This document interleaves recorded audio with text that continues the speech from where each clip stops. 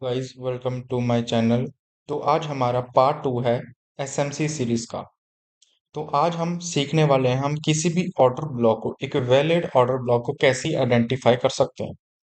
तो सबसे पहले जो हमारा ऑर्डर ब्लॉक है उससे हम ओबी से रिप्रेजेंट करते हैं, यानी कि सिंपल भाषा में ऑर्डर ब्लॉक का मतलब क्या है। पहले तो हमारा ये क्वेश्चन है।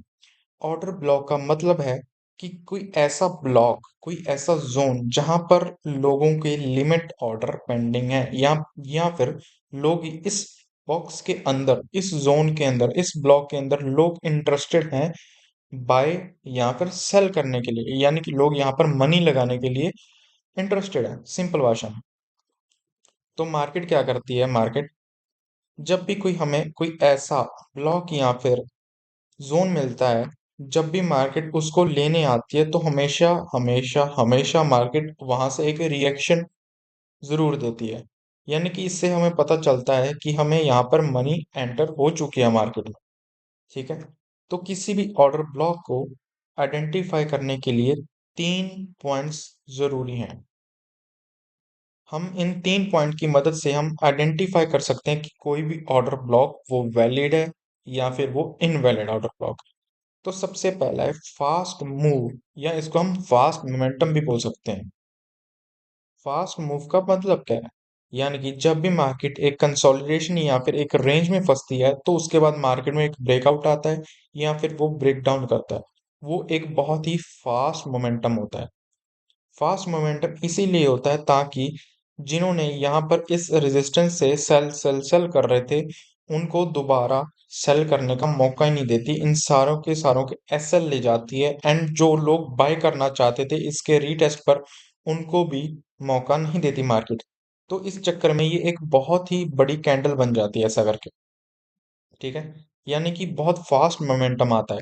तो इस चक्कर में जब भी ये फास्ट मोमेंटम आता है तो यहाँ पर फेयर वैल्यू गैप्स जो हैं वो बनने शुरू हो जाते हैं। यही एक निशानी होती है जहां से हम पता लगा सकते हैं कि ये एक ऑर्डर ब्लॉक बनने के लिए एक लैग जो है वो एक परफेक्ट है। ठीक है। इसको हम और अच्छे से एग्जाम्पल के रूप में समझते हैं। एग्जाम्पल यहाँ पर देखो। मार्केट में लोअर लो बनते जा रहे थे, लोअर लो बनते जा रहे थे एंड मार्केट में एक शिफ्टिंग हुई एंड देन डाउन। ये यहां से क्यों गिरा? बिकॉज मैंने क्या बोला? Fast momentum. फास्ट मोमेंटम जब भी आएगा वहां पर एक फेयर वैल्यू गैप जरूर छूटेगा। तो यहाँ पर एक फेयर वैल्यू गैप छूटा मार्केट में, यहाँ पे देख सकते हो। तो उसके बाद जो भी उसके प्रीवियस कैंडल होगी वो हमारा एक ऑर्डर ब्लॉक होगी। तो इसीलिए ये हमारी एक ऑर्डर ब्लॉक है। बट मैं इसको ऑर्डर ब्लॉक कैंडल क्यों नहीं कंसीडर करूंगा? क्योंकि ये एक इंटरनल कैंडल है। इंटरनल कैंडल का मतलब ये एक पीछे बड़ी कैंडल है, उसके अंदर ही उसका ना हाई टूटा ना लो टूटा, उसके अंदर ये कैंडल बन गई। तो इसीलिए मैं इस इंटरनल कैंडल को ना लेकर इस पूरी की पूरी मास्टर कैंडल को ले लूंगा। तो ये मेरे लिए एक ऑर्डर ब्लॉक हो जाएगी जहां पर मार्केट आई एंड देन फॉल। ठीक है। ऐसे हम आइडेंटिफाई करते हैं। एक एग्जांपल और देख लेते हैं इसकी। जैसे यहाँ पर देखो, मार्केट एक हायर हाई लगा रही थी, हायर हाई लगा रही। मार्केट में क्या हुआ? मार्केट में कंसोलिडेशन पीरियड आया ये वाला, उसके बाद ब्रेकआउट के बाद, यहाँ पर ब्रेकआउट के बाद मार्केट में बहुत बड़ी बड़ी कैंडलें हैं एकदम से। मार्केट ने ना रिटेस्ट करा और इन सभी के एसएल भी ले। तो उस चक्कर में फेयर वैल्यू गैप छूट गए, यानी कि ये हमारा एक पॉइंट था। हमें पता चल गया कि यहाँ पर ये जो लैग है पूरा का पूरा, इसमें जरूर कोई ना कोई ऑर्डर ब्लॉक होगा जहां पर मार्केट रीटेस्ट करेगी एंड देन दोबारा अपसाइड जा सकती है। इस फेयर वैल्यू गैप को देखा, उसके प्रीवियस कैंडल जो थी ये वाली ब्लैक कैंडल, इसको हमने एज एन ऑर्डर ब्लॉक माना, इसको आगे एक्सटेंड करा एंड जब भी मार्केट इस पर रिट्रेस करा एंड देन बूम, मार्केट ने एक बहुत अच्छा मोमेंटम क्रिएट करा। ठीक है। तो ये पहला पॉइंट था हमें किसी भी ऑर्डर ब्लॉक को आइडेंटिफाई करने का, यानी कि एक fast momentum. Next one is sweep. अगर किसी भी ऑर्डर ब्लॉक को आइडेंटिफाई करना है तो हम सेकंड पॉइंट का यूज कर सकते हैं, यानी कि स्वीप का। स्वीप का मतलब क्या है? जब भी कोई कैंडल बनती है, लोगों के एसएल इसके नीचे होते हैं। ठीक है। तो मार्केट क्या करती है? मार्केट इनके एसएल को लेती है एंड कैंडल बॉडी जो क्लोजिंग होती है वो इस स्वीप के, इस विक के ऊपर ही कर देती है। यानी कि ये आइडेंटिफाई करता है जिन लोगों ने यहाँ पर बाय करा था उनके स्टॉप लॉस हंट हो गए, जितनी भी इस कैंडल के पास पावर थी वो सारी की सारी शिफ्ट हो गई इस कैंडल पर। हमें एक अच्छा ऑर्डर ब्लॉक आइडेंटिफाई करने में मदद करता है ये पॉइंट। ठीक है, इस केस में ये जो स्वीप करी हुई कैंडल है, जिसने स्वीप करा प्रीवियस कैंडल को, तो ये हमारी पूरी की पूरी कैंडल जो है हमारी ऑर्डर ब्लॉक बन जाएगी। तो हम इसके कुछ एग्जांपल्स देख लेते हैं। जैसे यहाँ पर देख सकते हैं, मार्केट ने प्रीवियस कैंडल को, प्रीवियस स्विंग को स्वीप करा यहाँ पर, एंड देन उसके बाद एक फास्ट मोमेंटम क्रिएट करा जिसके चक्कर में यहाँ पर एक फेयर वैल्यू गैप छूटा। ठीक है, उसके बाद जो प्रीवियस कैंडल थी हमारी स्वीप वाली, उसको मैंने एक ऑर्डर ब्लॉक के रूप में बना दिया, ऐसे एक्सटेंड कर दिया। एंड देन मार्केट जब भी इस पर रिट्रेस करा एंड मार्केट ने एक अच्छा मोमेंटम क्रिएट करा। यहाँ पर हमारे दो पॉइंट्स इकट्ठे आ गए थे, पहले तो एक स्वीप मिल गया था एंड दूसरा एक फास्ट मोमेंटम। ठीक है, तो ये बहुत अच्छा मोमेंटम गया यहाँ पर से। एंड अनदर एग्जांपल देख लेते हैं हम स्वीप की। यहाँ पर देखो, मार्केट ने क्या करा, इस कैंडल को स्वीप करा इस कैंडल ने।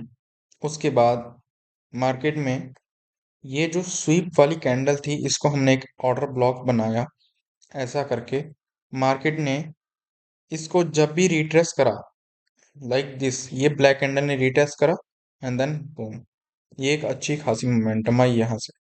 ठीक है, 5% की मोमेंटम आ गई यहाँ से। तो ये हमें दूसरा पॉइंट है जो कि मदद करता है कि कैसे हम किसी भी ऑर्डर ब्लॉक को आइडेंटिफाई कर सकते हैं। एंड थर्ड पॉइंट है ओटीई लेवल। ओटीई लेवल का मतलब सिंपल है, जब भी हमें प्रॉब्लम आ रही है किसी भी ऑर्डर ब्लॉक को आइडेंटिफाई करने में, तो हम सिंपली ओटीई लेवल का यूज कर सकते हैं। सिंपल। जिन लोगों ने मेरा पहला पार्ट देखा होगा एसएमसी सीरीज का, यानी कि हम कैसे एक वैलिड ब्रेक ऑफ स्ट्रक्चर को मार्क करते हैं, तो उनके लिए ही इजी होगा अंडरस्टैंड करने के लिए। जैसे यहाँ पर हमारा एक वैलिड ब्रेक ऑफ स्ट्रक्चर हुआ, ठीक है, तो हम इस लैग में देखने लग गए कि कौन सा इस लैग में हमारा ऑर्डर ब्लॉक बनने के लायक है। हमें नहीं समझ आ रहा कि कहाँ पर ऑर्डर ब्लॉक बनाए, यहाँ पर बनाए, यहाँ पर बनाए, यहाँ पर बनाए। तो सिंपली हम क्या करेंगे, हम टूल यूज करेंगे जिसका नाम है फिब रिट्रेसमेंट। इसको सिलेक्ट करेंगे एंड इसकी जो सेटिंग है वो हमारी ये है 0.618 एंड 0.79। बाकी सारे की सारी वैल्यूज जो होंगी हम ऑफ कर देंगे। ये 0.6 एंड 7 का मतलब क्या है, ये सिंपल कुछ नहीं है, बस जैसे एग्जांपल के लिए मान लो एक बड़ा सा लैग है जिसको हमने 50% में मार्क कर दिया, यानी कि जो जितना भी ये 50% एरिया है ये एक डिस्काउंट है, यानी कि जब भी मार्केट में रिट्रेस करेगा हम बाय कर सकते हैं। बट इस इतने बड़ा हम एसएल तो नहीं लेंगे ऑब्वियसली। तो इस डिस्काउंट एरिया में से भी हमने एक ऐसा जोन निकाल दिया जो कि गोल्डन जोन बोल लो जिसको हम, वो है 60 to 70% रिट्रेसमेंट। हम 50 के बजाय हम 60 to 70% रिट्रेसमेंट देखते हैं कि मार्केट में अगर यहाँ पर टकराता है तो ये एक अच्छा खासा पुल बैक माना जाता है, तो यहाँ से उड़ने के चांसेस मार्केट में मोमेंटम देने के चांसेस बहुत हाई होते हैं। तो हम इसको लगाएंगे कैसे अब, मार्केट में जब भी एक ब्रेकआउट स्ट्रक्चर होगा तो हम क्या करेंगे, बिल्कुल लोएस्ट पॉइंट से हाईएस्ट पॉइंट तक एक फिर रिट्रेसमेंट लगाएंगे। उसके बाद हमारे पास ये एक जोन निकल के आ जाए, ऐसा करके। एंड मार्केट जब भी धीरे धीरे करके लाइक लिक्विडिटी बनाते बनाते जब भी मार्केट इसमें टकराएगा एंड देन यहाँ से एक अच्छा खासा मोमेंटम देखने को हमें मिल सकता है। तो ये ओटीई लेवल ऐसे हम ड्रॉ कर सकते हैं। तो हम इसकी कुछ एग्जांपल्स देखते हैं। जैसे एग्जांपल के लिए हम देख सकते हैं कि यहाँ पर मार्केट में क्या हुआ, एक ब्रेकआउट स्ट्रक्चर हुआ, यहाँ पर एक वैलिड ब्रेकआउट स्ट्रक्चर हुआ। उसके बाद हमें नहीं पता चला कि मार्केट में हम यहाँ पर किस चीज को ऑर्डर ब्लॉक बनाएं। ठीक है, तो हम सिंपली क्या करेंगे, फिब रिट्रेसमेंट का यूज करेंगे, लोएस्ट पॉइंट से हाईएस्ट पॉइंट तक एक टूल लगाएंगे फिब वाला, ऐसा करके। तो हमारे पास ये एक जोन निकल के आ गया जहां से मार्केट जरूर रिएक्शन या फिर मोमेंटम देगा। ठीक है, तो मार्केट में यहाँ से देख सकते हो आपने कितना अच्छा खासा मोमेंटम क्रिएट करा मार्केट ने। कुछ एग्जांपल्स और दे लेते हैं इसकी, एक एग्जांपल और देख लेते हैं इसकी। जैसे मान लो यहाँ पर ये लोएस्ट पॉइंट है एंड ये हाईएस्ट पॉइंट, मार्केट ने एक हायर हाई क्रिएट करा ऐसा करके। ठीक है, मार्केट में यहाँ पर एक वैलिड ब्रेकआउट स्ट्रक्चर हो, यहाँ पर स्वीप एंड स्वीप के बाद हमें क्लोजिंग मिल गई, तो हमारे पास ये एक वैलिड ब्रेकआउट स्ट्रक्चर हो गया। लोएस्ट पॉइंट ये था, हाईएस्ट पॉइंट ये है। हमें नहीं समझ में आ रहा है यहाँ पर मैं किस चीज़ को मार्क करूँ ऑर्डर ब्लॉक के लिए। सिंपली लोएस्ट पॉइंट से हाईएस्ट पॉइंट तक एक टूल लगाऊंगा, ओ टी ई लेवल। तो यहाँ पर मेरे एक जोन आ जाएगा ऐसा करके, जहाँ से मैं देख सकता हूँ कि मार्केट में जब भी मार्केट इसको रिट्रेस करेगा एंड देन एक अच्छी खासी मोमेंटम हमें देखने को मिलेगी। तो हम इसको ऐसे यूज कर सकते हैं। तो ये आज हम रिकैप कर लेते हैं, हमने पार्ट 2 में क्या पढ़ा, how to identify a valid order block. उसके लिए हमें पहला पॉइंट फास्ट मूव की जरूरत होगी, जिस जिसको आइडेंटिफाई करने के लिए हमें हमेशा फेयर वैल्यू गैप नजर आएगा। जहां पर भी फेयर वैल्यू गैप होगा, उसके प्रीवियस वाली कैंडल हमारे लिए ऑर्डर ब्लॉक होगी। Second one is sweep. अगर कोई भी कैंडल या कोई भी स्विंग स्वीप होता है, मार्केट बॉडी क्लोजिंग नहीं देती, जस्ट स्वीप कर देती है, देन वो हमारी पूरी की पूरी कैंडल जिसने स्वीप करा, वो वाली कैंडल हमारे लिए ऑर्डर ब्लॉक हो जाएगी।